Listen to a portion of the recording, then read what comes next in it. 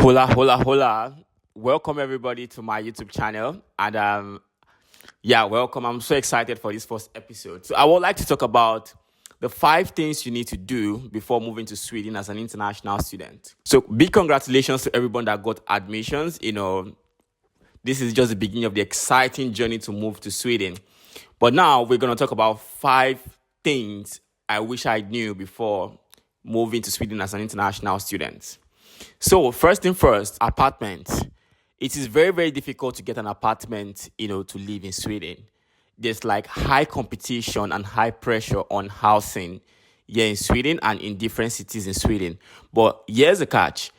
For every city or every county have their own queuing system.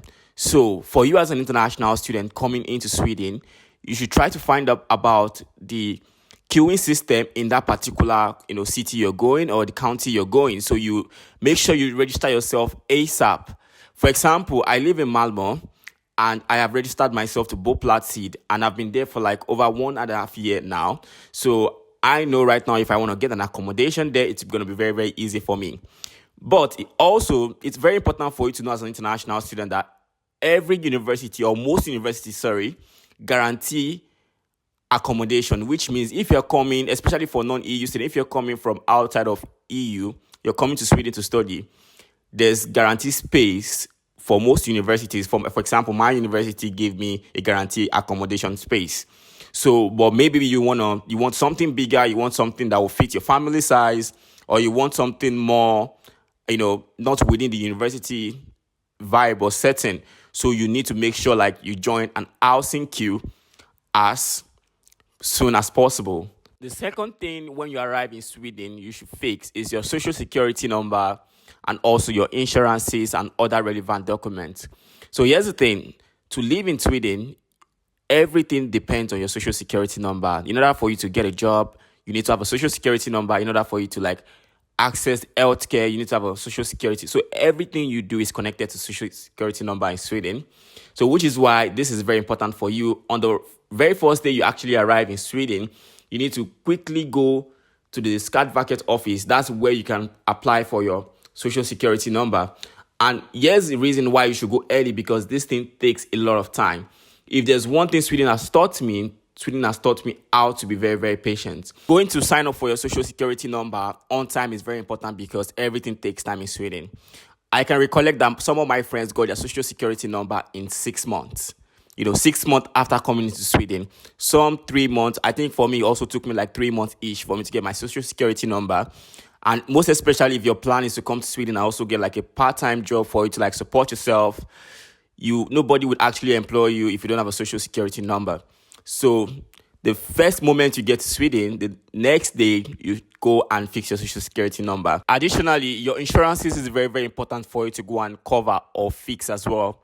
Because I will tell you a very funny, simple story. When I came, in 2021 as an international student, due to some reasons, I fell ill and I was rushed to the hospital. So the experience was so amazing. They were very, very nice doctors. They treated me nicely and I fully got recovered. But when I was done with this treatment, they gave me the factura. Factura is called the bill. And when I saw the bill, I saw like $20,000. That's like 20,000 Swedish kronas. And that was because also I was admitted for 3-4 days in the hospital because I was not feeling very well. So I was like, what the fuck? How would I pay this much amount of money? But luckily for me, I had insurance to fix, to cover all these things. So all I needed just to do was to send the same bill to my insurance company and they cleared the $20,000 just like that. I was even amazed, how do you guys even get this money? So short story is that your insurance is also very, very important. And I think this is particular to EU students. This one will sound very cheeky or but this is serious. Don't fall into coffee addiction. I don't know whether this is an European thing or this is a Western thing. Sweden is a country that has a very tricky weather. When it's cold or winter time, it's extremely cold.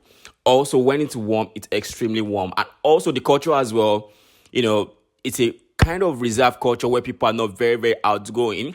So I want to assume that their survival strategy is just drinking coffee.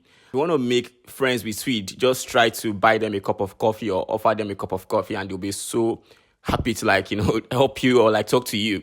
Right now, I'm a heavy coffee drinker. I would believe I'm an addict actually, because, even recording this video right now, I have a cup of coffee on my table, just making me happy. There's something about this coffee that just makes you happy. I don't know. I don't want to call it addiction. Maybe it's addiction actually, but I don't know what this, what this culture has done to me, what I've learned, but this tastes so good. Another important thing to note is that Sweden is very, very expensive. Sweden is very, very expensive, which means you need to get your finances correctly. Now, let's break this down. To buy proper meat in Sweden or proper chicken in Sweden costs around $9 to $10. It's actually crazy because I'm thinking about becoming vegetarian or vegan, so I don't have to like buy that kind of expensive. But outside, let's say the price of bread also costs around $4. And let's say apple juice also costs around like $3 to $4. In fact, there's some apple juice that costs around $5. So it's crazily expensive when it comes to food and, other items. But here's the catch.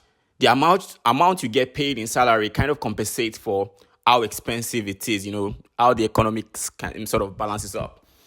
But it doesn't change the fact that it's really expensive comparing to other European countries. And for you as an international student, having this sort of dream ideology that, when I come to Sweden, it's going to be easy for me to get like a part-time job, so I can also like, try to pay my rent on that. I would try to send money back home, or I would try to, buy this, buy that.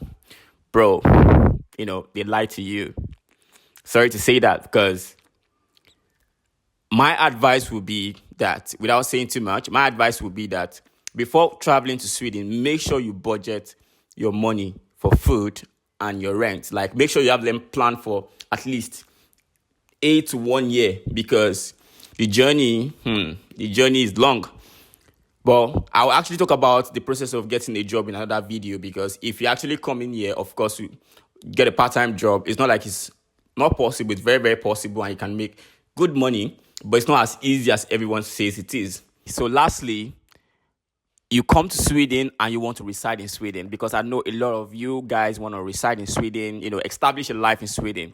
But here's the thing. Now, if you're a student and you're admitted to a general degree program, what I mean by general degree is like you are admitted to, a master's in international relations, master's in peace and conflict, master's in like war, or like, all this social science thing. My brother, prepare for war. I don't want to sound pessimistic, but the highest most of these kind of degrees, can get you in Sweden is like a job in a restaurant or a job in a cleaning company. My point here is like, it's really, really tough getting jobs when you're an international student, you don't speak Swedish, and you want to get like a job in, in your field of study, in like a social science field of study, which is like political science. My brother, I would tell you prepare, but just have it at the back of your mind that students in the general degrees find it very, very difficult to establish themselves in the labor market. I know this thing because I also work in the university.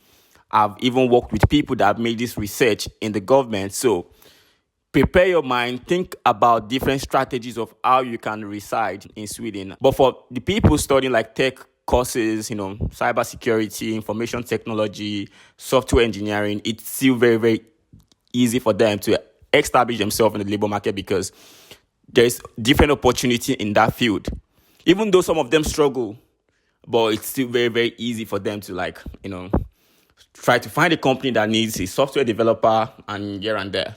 But you are studying masters in political science, my brother, when you come, you will realize. But I did not say you should not come, but also I did not say you should come. But till then, if you want me to make any video or any other topic regarding like, life in Sweden, just write down in the comment section. I'll be happy to make more videos and more exciting videos. But thank you very much for your time, and peace out.